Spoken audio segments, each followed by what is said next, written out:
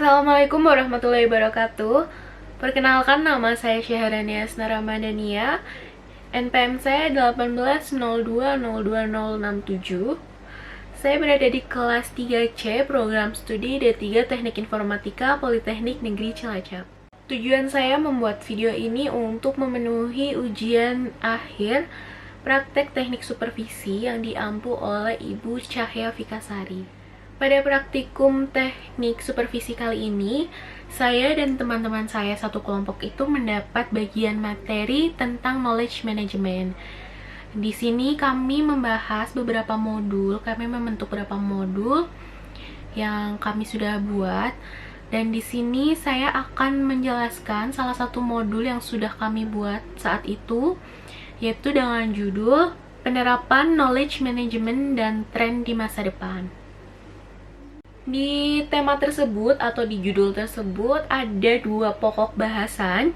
Yang pertama yaitu pengukuran keberhasilan penerapan knowledge management dalam organisasi, dan yang kedua penerapan knowledge management di masa depan dan evaluasi. Jadi saya akan menjelaskan dua pokok bahasan tersebut. Saya akan mulai di pokok bahasan yang pertama, yaitu pengukuran keberhasilan penerapan knowledge management dalam organisasi. Organisasi knowledge management menurut Konferensi Manajemen Eropa dapat dilihat secara operasional dan secara strategis. Knowledge management secara operasional yaitu aktivitas organisasi yang berfokus pada usaha untuk mengembangkan dan memanfaatkan pengetahuan dalam sebuah organisasi. Sedangkan knowledge management secara strategis yaitu langkah untuk memantapkan usaha dari setiap perorangan dan organisasi untuk menjadi organisasi yang berbasis pengetahuan. Jadi, apa alasan utama untuk penerapan knowledge management pada suatu perusahaan? Di sini saya ada 4 alasan kenapa penerapan knowledge management itu cocok untuk perusahaan atau suatu organisasi ya guys. Yang pertama, memudahkan penyusunan strategi akuisisi pengetahuan sebagai upaya menutup kesenjangan pengetahuan yang dibutuhkan dan dimiliki serta meningkatkan kualitas pengetahuan yang sudah ada. Yang kedua, meningkatkan kualitas pengetahuan yang dimiliki. Yang ketiga, mempertahankan pengetahuan yang sudah dimiliki dan terancam karena meningkatnya tingkat keluar masuk karyawan kunci. Yang keempat, meningkatkan efektivitas kegiatan berbagi pengetahuan, terutama pada perusahaan yang beroperasi di banyak lokasi. Untuk membangun organizational knowledge management system atau OKMS di unit organisasi diperlukan 6 tahap dalam siklus knowledge, yaitu yang pertama, menciptakan knowledge, yang kedua, menangkap knowledge, yang ketiga, menyaring knowledge, 4, menyimpan knowledge, 5, mengelola knowledge, yang keenam, mendesiminasikan knowledge. Oke, jadi banyak nih organisasi yang belum mengetahui potensi knowledge berdasarkan pengalaman, jadi masih tersembunyi yang sebenarnya itu dimiliki sama beberapa karyawan. Mengapa demikian? Dari berdasarkan riset Delphi Group menunjukkan bahwa knowledge dalam organisasi tersimpan dalam struktur. Yang pertama, 42% di pikiran otak karyawan. Yang kedua, ada 26% dokumen kertas. Yang ketiga ada 20% dokumen elektronik, dan yang terakhir itu ada 12% knowledge based elektronik. Oke, jadi pengelolaan elemen sistem knowledge itu ditujukan agar perusahaan menjadi selalu kreatif, inovatif, dan efisien. Organisasi perlu mengelola pengetahuan anggotanya di segala level untuk yang pertama mengetahui kekuatan seluruh sumber daya manusia yang ada dalam organisasi tersebut.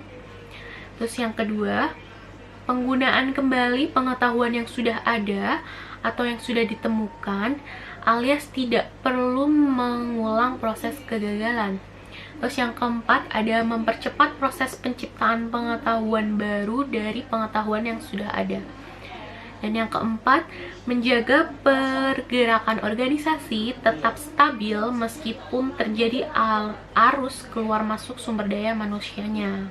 Jadi penerapan knowledge management dalam suatu organisasi itu melibatkan 3 komponen utama, yaitu yang pertama ada manusia, yang kedua ada proses, dan yang ketiga itu ada teknologi. Selanjutnya ada penyelarasan knowledge management dengan tujuan organisasi, yang merupakan langkah strategi bagi organisasi untuk keberhasilan penerapan knowledge management di dalam organisasinya.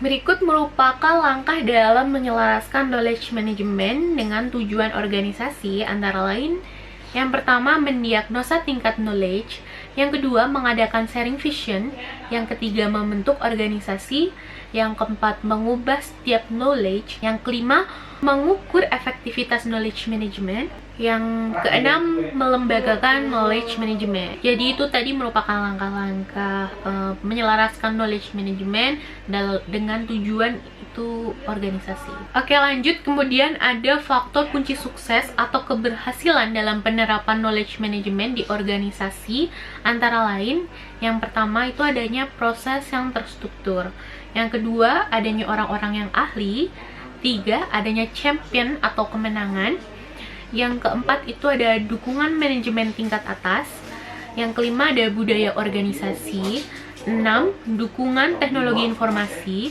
7 adanya unit khusus knowledge management, dan yang terakhir ada ukuran keberhasilan yang jelas. Selain itu nih, dengan munculnya keberhasilan penerapan knowledge management akan memberikan pengaruh dalam organisasi.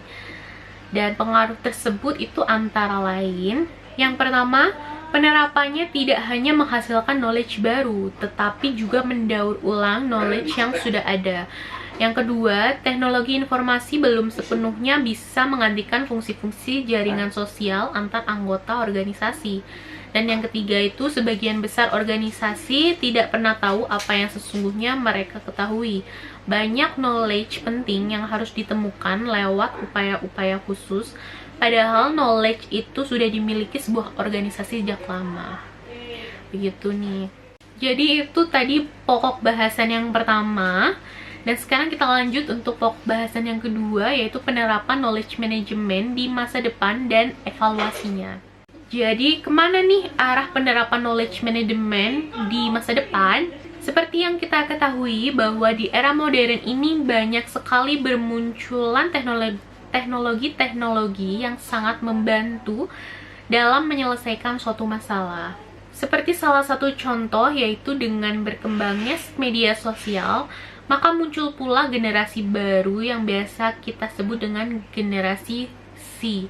Generasi yang lahir awal tahun 2000 ini diduga mempunyai pola belajar atau akuisisi dan kreasi pengetahuan yang berbeda dengan generasi-generasi sebelumnya. Misalnya generasi baby boomers. Boomers dibagi ada 2, ini ada boomer 1 yang lahir tahun 1946 sampai 1954. Kemudian ada boomers 2 lahir pada tahun 1955 sampai 1965. Kemudian lanjut ada generasi X lahir pada tahun 1966 sampai 1976. Lanjut lagi ada generasi Y yang lahir pada tahun 1977 sampai 1994. Nah, kemudian generasi yang tadi awal, generasi C, itu juga merupakan bagian dari generasi Z, yaitu generasi yang sekarang ini, yaitu lahir pada tahun 95 sampai dengan saat ini. Jadi generasi yang lahir dan tumbuh bersama aneka gadget atau game tersebut kemungkinan akan mengubah bisnis selamanya dan mungkin juga mengubah pola pengelolaan pengetahuan. Oke, seiring dengan semakin berkembangnya zaman, sekiranya terdapat beberapa tantangan utama yang dapat dihadapi knowledge management di masa depan. Berikut merupakan bentuk tantangan yang dapat terjadi di masa depan, antara lain, yang pertama, orang-orang yang terkait di dalamnya. 2, isu-isu kebudayaan yang berkembang dalam perusahaan.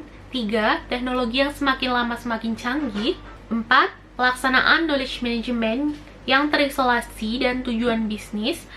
5. Penolakan aspek-aspek dinamis konten. Dan yang terakhir, penjodongan pada kuantitas yang banyak dibandingkan pada kualitas. Penyebab masalah utama dalam knowledge management yaitu perusahaan menolak orang-orang dengan isu-isu kebudayaan. Dalam suatu lingkungan di mana pengetahuan individu dinilai dan diberikan penghargaan, pembangunan suatu budaya yang berupa tacit knowledge dan mendukung para karyawan untuk berbagi pengetahuan satu sama lain adalah hal yang kritis dan sulit untuk dilakukan. Dan di sini ada 3 isu kritis utama antara lain. Yang pertama ada access issue, yaitu terkait dengan isu-isu politik apa saja yang menentukan pencarian informasi pada internet dan faktor-faktor apa saja yang menghalangi karyawan dalam mengakses pengetahuan yang penting dalam perusahaan.